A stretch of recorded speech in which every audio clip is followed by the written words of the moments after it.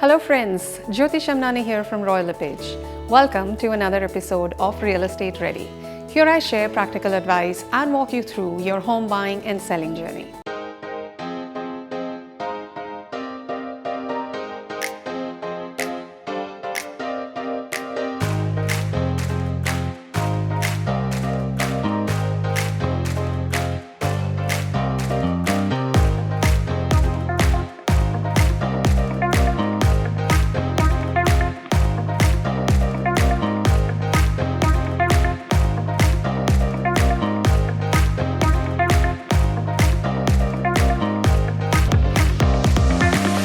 Today's episode is the second of 3 segments focused on newcomers to Canada, a topic that is close to my heart, both personally and professionally. As you may know, Canada is the 6th country I have had the pleasure of calling home, which is why I want to educate immigrant families about moving and settling here. On today's episode, I will be sharing important information to help newcomers prepare for their move to Canada. Let's start by talking about accommodations. As a newcomer to Canada, you must arrange to have accommodations before your landing because you will need to provide your address to the immigration officers at the airport. And if you are planning on staying with your relatives, you will need to give the immigration officers their contact information. Keep in mind that those same relatives can be approached to confirm you will be lodging at their house. Once you have established where you will be staying, you want to organize your finances. My clients often ask me how much money a newcomer should be traveling into Canada with, and the answer is twofold. There isn't a maximum limit, meaning that you could bring millions if you want to, as long as you can prove it's legitimate and declare anything above $10,000. That's the current CBSA regulation. So be sure to check canada.ca for updates before traveling. But there is a minimum limit which depends on the size of your family. For example, if you're entering Canada alone, the minimum funds required are Canadian $12,960. If you're entering Canada with your family, or let's say 3 people, then the minimum funds required are Canadian $19,836. It would be best if you looked up how much money you will need.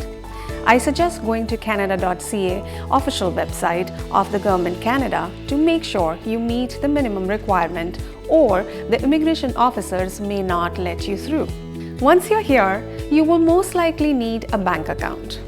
Luckily nowadays, you can open a Canadian bank account online from your home country. There are 4 main Canadian banks: Scotiabank, TD, CIBC and RBC, all of whom have seamless account setups and are used to assisting newcomers. Keep in mind, the funds that you bring into Canada are non-taxable. However, you will be taxed on any interest you earn on those funds. Now, let's chat about what you should and shouldn't bring with you. Here is a helpful question you can ask yourself. Are the extra baggage costs worth my efforts? Most goods are readily available in Canada and a very reasonable price. So if it isn't worth it, don't take it.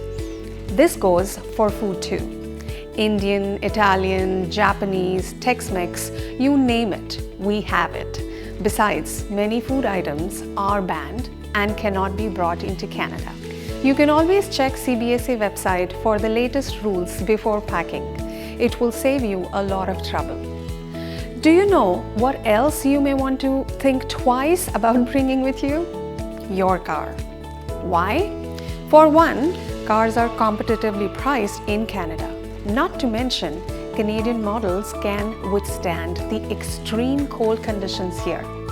More importantly, your vehicle may not comply with local regulations, and the transportation costs alone are more than likely not worth your trouble. And remember that anything you bring with you to Canada must be listed in a form called B4B4A, which can be found and downloaded from the CBSA website. I also recommend that you carry all original receipts and photos of your belongings and include them in the form. I hope this episode was helpful. Making a move is a big deal and requires a lot of preparation and planning. As a real estate consultant who has been where you are now, my mission is to help newcomers thrive during their move to Canada. So if you're thinking of making Canada your home and need help getting move ready, send me a message. I'll be happy to help you settle in. And if you're looking for long-term accommodations, visit my website by clicking the link in the comments. And together, we will find your home away from home. Thank you so much for joining me.